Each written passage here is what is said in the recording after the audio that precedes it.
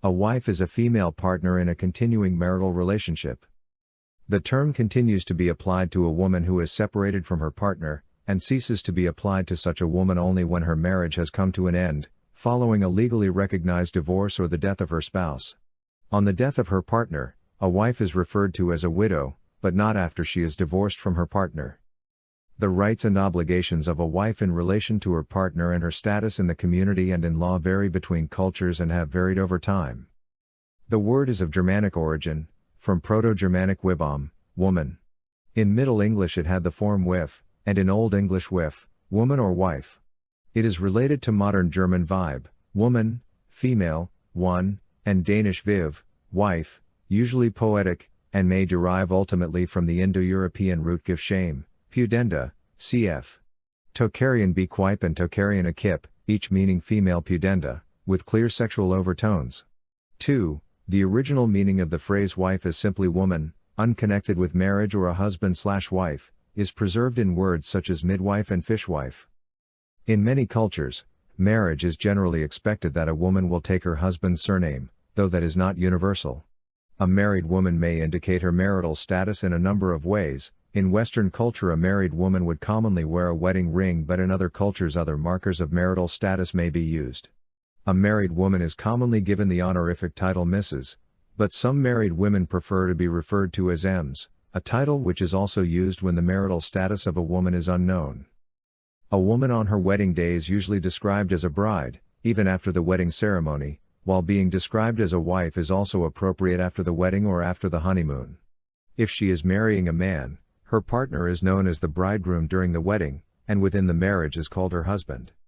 In the older custom, still followed, e.g., by Roman Catholic ritual, the word bride actually means fiancé and applies up to the exchange of matrimonial consent, the actual marriage act. From then on, even while the rest of the very ceremony is ongoing, the woman is a wife, and no longer a bride, and the bridal couple is no longer referred to as such but as the newlywed couple. Wife refers to the institutionalized relation to the other spouse, unlike mother, a term that puts a woman into the context of her children. In some societies, especially historically, a concubine was a woman who was in an ongoing, usually matrimonially oriented relationship with a man who could not be married to her, often because of a difference in social status. The term wife is most commonly applied to a woman in a union sanctioned by law, including religious law, not to a woman in an informal cohabitation relationship, which may be known as a girlfriend, partner, cohabitant, significant other, concubine, mistress, etc. However, a woman in a so-called common law marriage may describe herself as a common law wife, de facto wife, or simply a wife. Those seeking to advance gender neutrality may refer to both marriage partners as spouses, and many countries and societies are rewording their statute law by replacing wife and husband with spouse. A former wife whose spouse is deceased is a widow. The status of a wife may be terminated by divorce, annulment, or the death of a spouse. In the case of divorce, terminology such as former wife or ex-wife is often used. With regard to annulment, such terms are not, strictly speaking, correct, because annulment, unlike divorce, is usually retroactive, meaning that an annulled marriage is considered to be invalid from the beginning almost as if it had never taken place. In the case of the death of the other spouse, the term used is widow.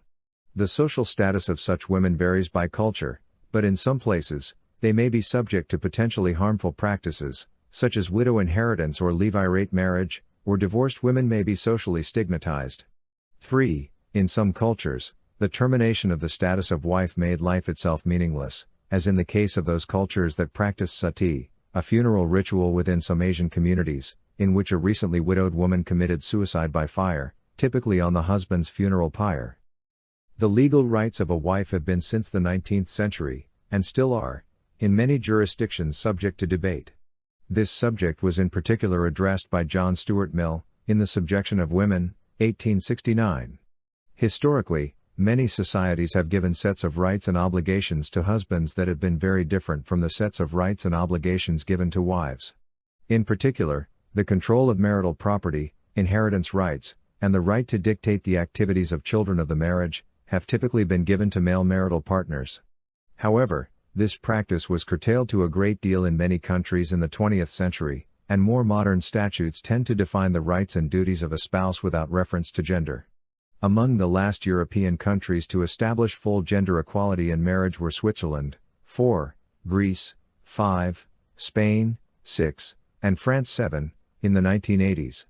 In various marriage laws around the world, however, the husband continues to have authority. For instance, the Civil Code of Iran states at Article 1105, in relations between husband and wife, the position of the head of the family is the exclusive right of the husband. 8.